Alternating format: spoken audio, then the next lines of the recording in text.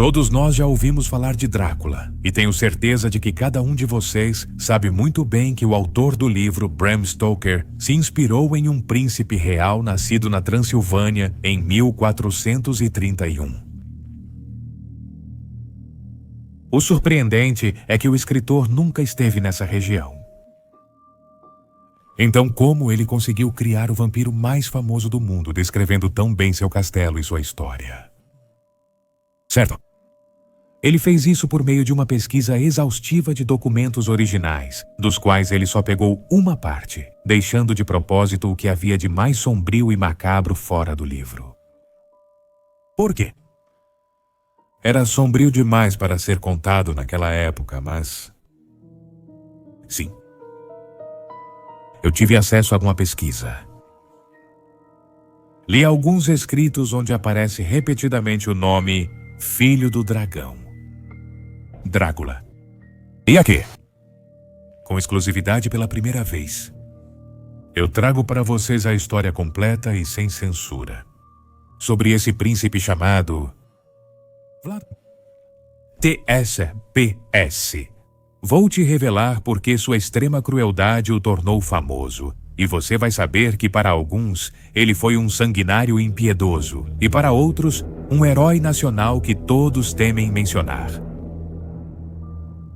Fique comigo e eu vou revelar suas origens, seus métodos cruéis de tortura e, acima de tudo, as histórias secretas que nunca ousaram mencionar. Porque eu sou o documentalista. E isso é Vlad TPS, especial de 4 milhões de inscritos. Das sombras até a luz. É de mistério e de entrega. Tema: descobrir na verdade. Existem mundos paralelos. E através dos meus erros conheci a humildade, fazendo um pacto com o céu. Eu sou o documentalista.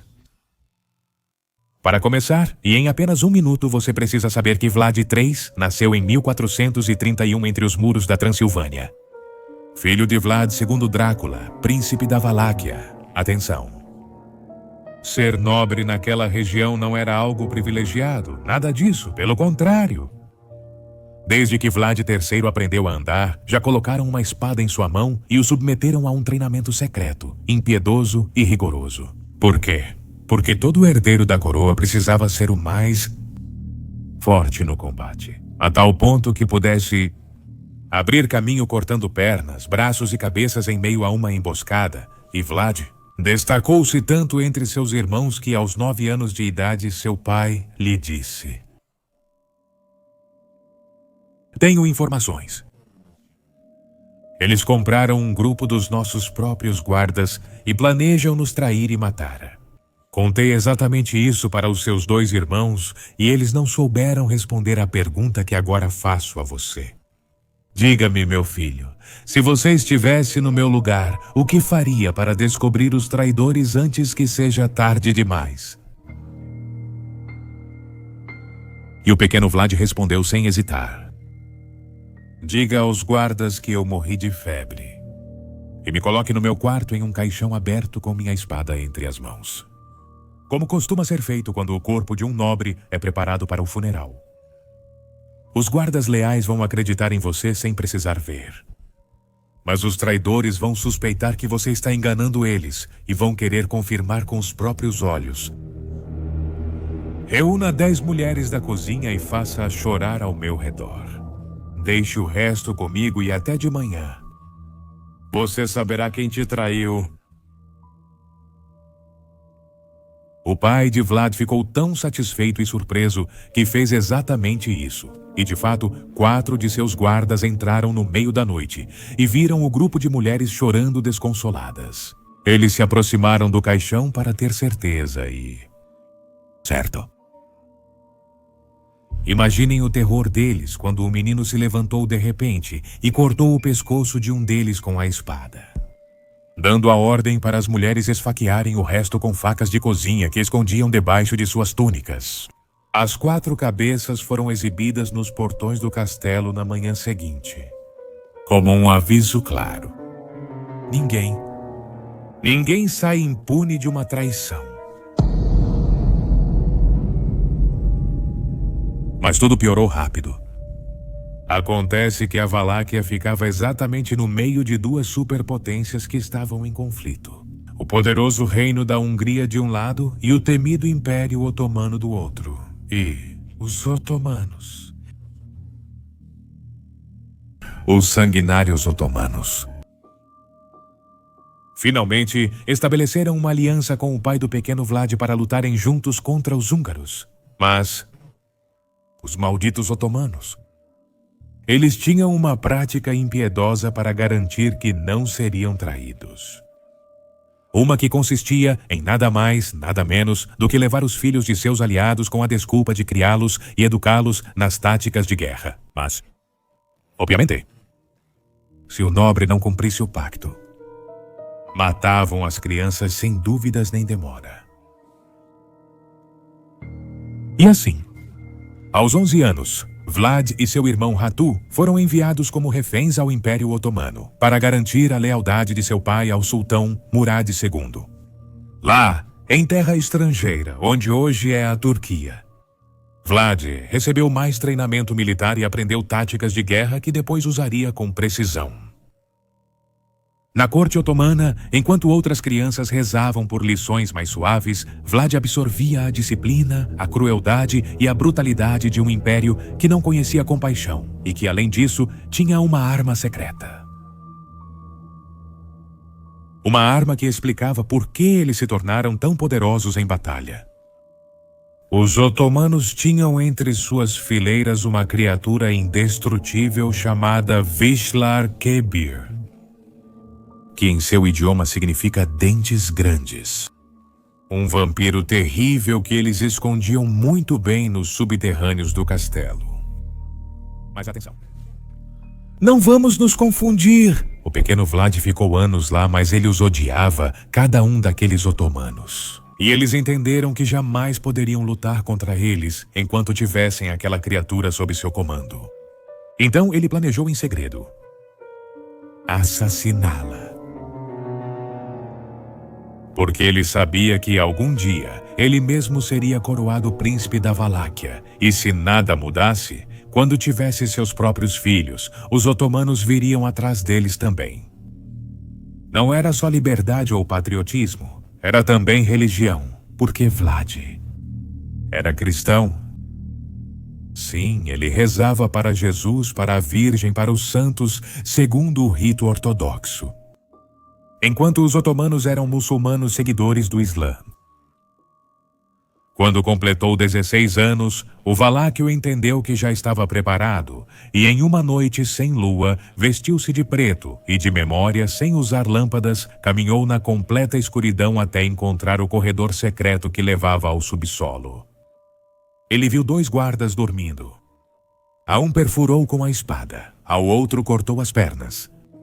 Mas deixou-o vivo tempo suficiente para que confessasse onde estava o vampiro e como faziam para controlá-lo em batalha. O homem implorou por piedade e disse: Somente o sultão e seus feiticeiros podem controlar o Vishlar Kebir, porque são os únicos que conhecem seu nome verdadeiro e com o nome. Antes de cada combate, eles preparam um tawit, amuleto que obriga dentes grandes a lutar por nós e o impede de se rebelar. Não vou te dizer como entrar porque...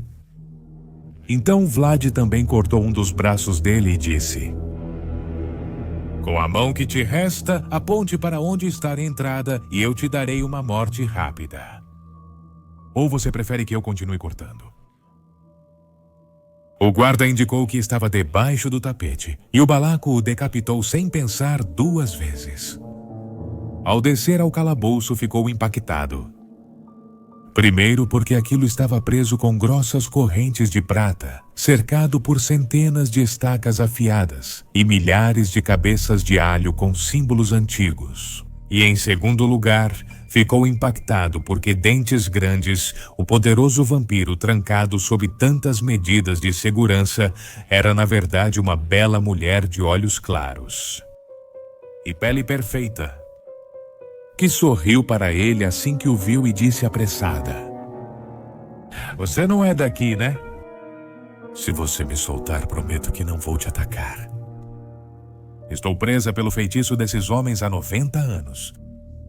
Eles me obrigam a lutar as batalhas deles, a ir atrás das linhas inimigas e a destruir assentos com minhas próprias mãos, fazendo com que fujam ou se rendam.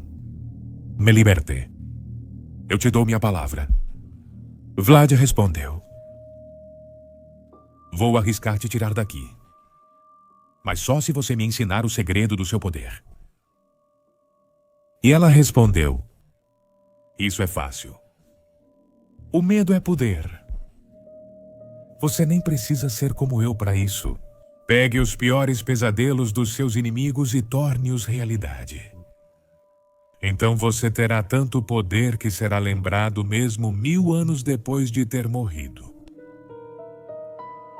Vlad afastou as cabeças de alho, golpeou os grossos elos com sua espada até cortá-los e libertou a mulher vampira. Não seria a última vez que ele a veria. Nesse mesmo ano, após a morte de seu pai e o assassinato de um irmão mais velho, Vlad voltou para a Valáquia decidido a reivindicar o trono. Não foi fácil. Os húngaros colocaram seu primo no trono, e ele precisou invadir a Valáquia várias vezes até atingir seu objetivo.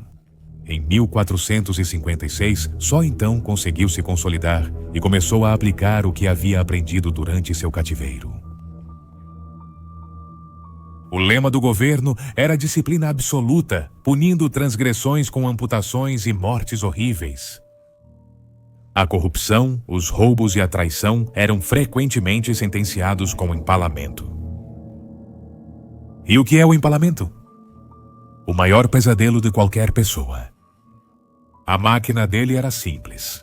Um pedaço de madeira grosso, longo e pontiagudo era introduzido na parte inferior do condenado, e então eles o colocavam em pé. A gravidade fazia o trabalho. E, pelo peso do próprio infeliz, a madeira ia se cravando cada vez mais em seu interior até sair por um dos ombros, o peito, ou a boca. A ideia era infligir uma dor prolongada e garantir a morte de forma lenta e impiedosa, enquanto o corpo permanecia ereto, exposto como um aviso para os outros. Se você procurar esse tipo de execução, encontrará registros históricos que documentam essa prática, que foi usada especialmente na Valáquia e na Transilvânia durante o século XV, associada a Vlad, tanto que seus inimigos começaram a chamá-lo Cepes. O que significa? Empalador. O terror também se tornou sua arma contra os boiardos, a nobreza local que ousava desafiá-lo. Ele os chamou ao castelo, julgou-os e condenou-os à morte por empalamento. Alguns relatos contam que milhares foram atravessados em fileiras intermináveis, formando florestas de corpos que se erguiam sobre a terra da Valáquia. O horror causado por Vlad não era em vão. Ele queria consolidar o poder e impor obediência. A crueldade se tornou lendária e seu nome passou a ser pronunciado com temor até mesmo além das fronteiras de seu reino. E quando ele viu que essa fama, assim como Dentes Grandes havia dito, isso lhe dava poder sobre seus inimigos, ele começou seu confronto contra o Império Otomano e isso levou a violência a outro nível. Em 1462, quando o sultão Mehmed II invadiu a Valáquia com um exército superior, Vlad realizou incursões noturnas contra os acampamentos inimigos próximos. A ordem era simples: surpreendê-los na escuridão, demonstrar força e disciplina superior e forçar a rendição imediata. Imagine que você acorda com os gritos dos seus companheiros e vê diante de si os soldados do empalador. Eles usam armaduras de metal e couro endurecido, espadas curvas e estandartes com um dragão vermelho e a cruz de Cristo no peito. Eles são violentos e metódicos. Se eles te veem, vão atrás de você, sem parar, sem hesitar.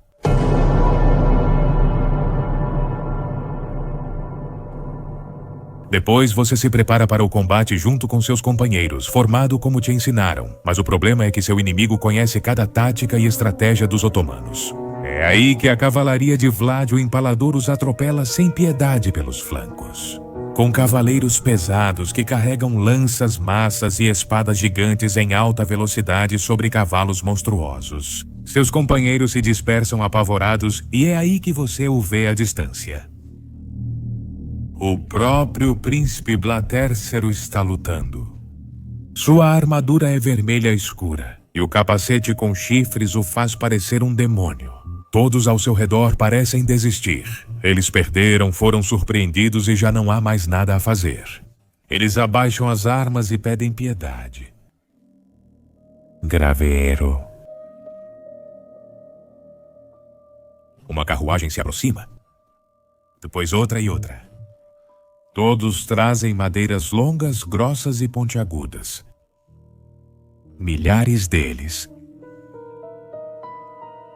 Ao amanhecer, as divisões otomanas chegam ao acampamento, mas não o encontram. Eles caminham pela floresta, imersos na névoa. Há confusão. Não deveria haver nenhuma floresta ali. Isso não está nos mapas. E então? O sol dissipa a névoa. E eles percebem. O próprio sultão Mehmed II descreve isso em uma mensagem aos seus comandantes que dizia o seguinte: avançamos pelo que achávamos ser uma floresta normal. A névoa se dissipou e descobrimos milhares de homens empalados em estacas. Havia alguns dos nossos. Um acampamento avançado inteiro, incluindo mulheres, idosos e crianças que não sabemos de onde vinham. Talvez ladrões ou criminosos do próprio povo deles. Corpos atravessados, olhos abertos, sangue e carne congelados. Alguns ainda se contorciam. O príncipe Vlad não é um homem, é um demônio que fez jus ao nome de Empalador. Cada passo das nossas tropas será observado. Cada erro será punido. Preparem-se. Fortifiquem as posições, reforcem as armas e controlem o medo dos homens. Mas saibam, vocês que não estamos diante de um exército. Nós estamos diante de um monstro.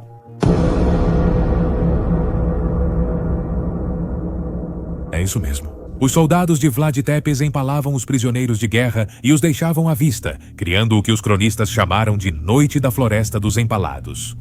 As tropas otomanas ficaram aterrorizadas e o horror da cena se espalhou por toda a Europa.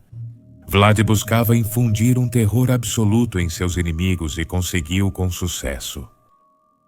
Traições internas e alianças rompidas acabaram levando à sua captura. Ele foi preso por forças húngaras durante anos, enquanto rumores sobre sua ferocidade e crueldade aumentavam na prisão. Liberto recuperou brevemente o trono em 1476 e seguiu combatendo invasores e traidores. Mas essa última etapa foi efêmera. Em uma emboscada durante uma batalha, a história oficial diz que ele morreu decapitado. E sua cabeça foi enviada ao sultão como troféu. Mais uma ironia em sua vida marcada pelo sangue. Mas...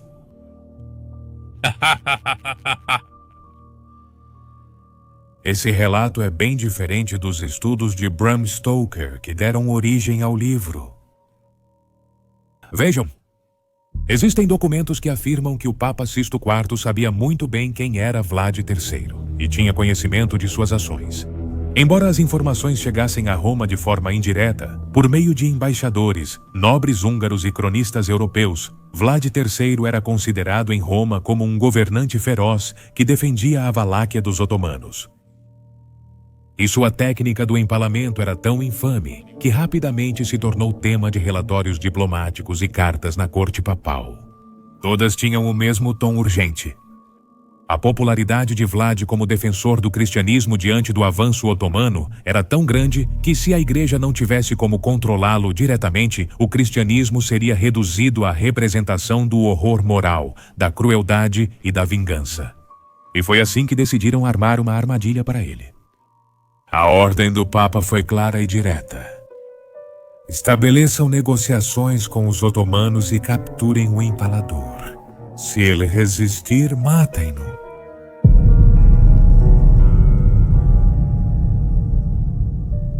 A quem se destinava essa ordem? Eu conto para vocês. Naquela época, havia na região um grupo de caçadores enviados pelo Vaticano para matar uma criatura da noite que estava aterrorizando a população católica de Sibiu, na Transilvânia. Eles já a tinham identificado.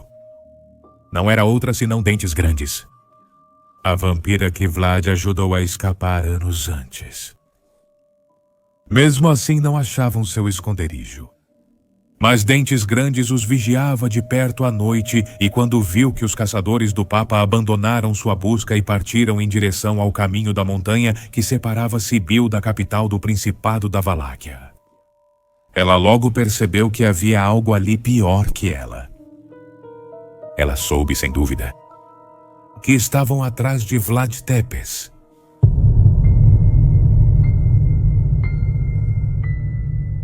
Os vampiros se movem rápido nas sombras e ela chegou uma noite antes dos caçadores.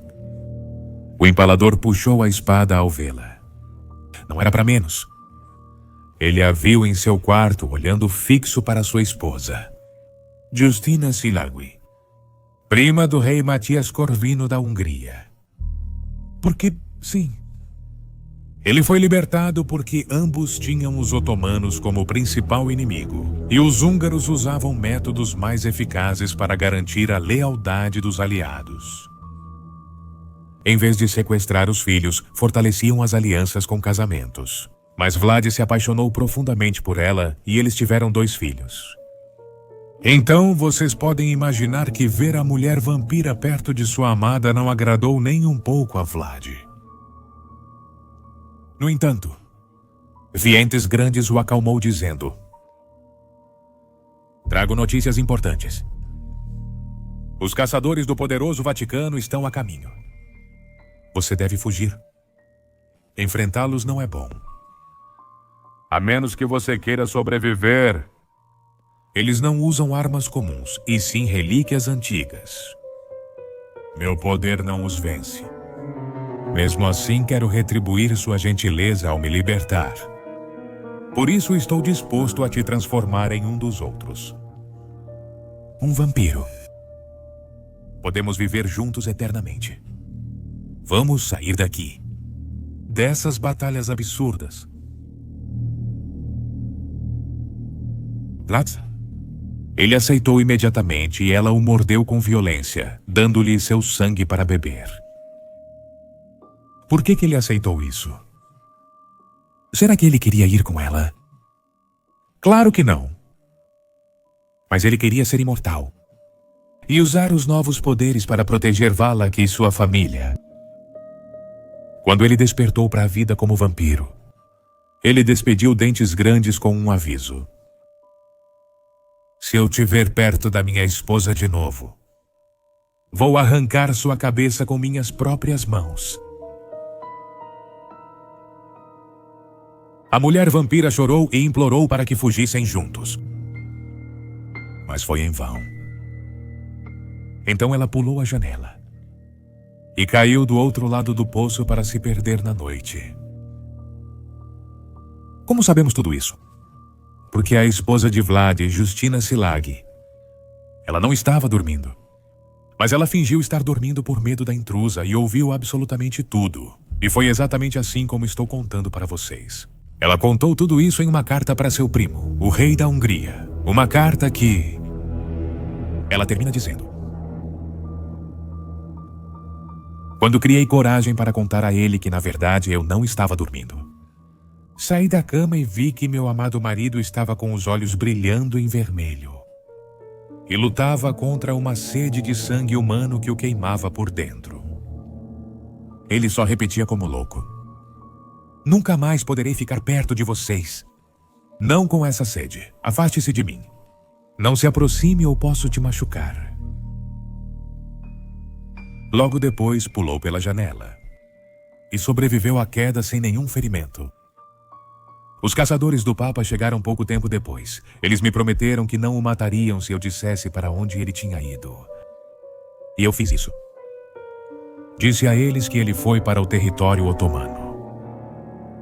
2 semanas se passaram e eles voltaram em uma carruagem que transportava um caixão fechado. Vlad estava dentro. Era a voz dele que gritava lá de dentro. Que o deixassem sair. Caçadores de Roma e otomanos armaram uma armadilha para ele. Dizem que 300 homens morreram tentando capturá-lo. Aqui estamos desprotegidas. Levaram-no ao Vaticano, mas está vivo. Ou pelo menos, ele não está completamente morto. Eu te peço com urgência, querido primo. Recebe-me com meus filhos em teu reino. Hoje, Vlad III para a Romênia é um herói defensor da independência contra os otomanos. Para a Europa, o empalador, um símbolo da crueldade absoluta. Para o Vaticano, é só outro prisioneiro imortal alojado na prisão do 3º subsolo. E para todos nós, sempre será Drácula. Sou eu, o documentalista. E isso foi Vlad Tepes, o empalador, especial de 4 milhões de inscritos.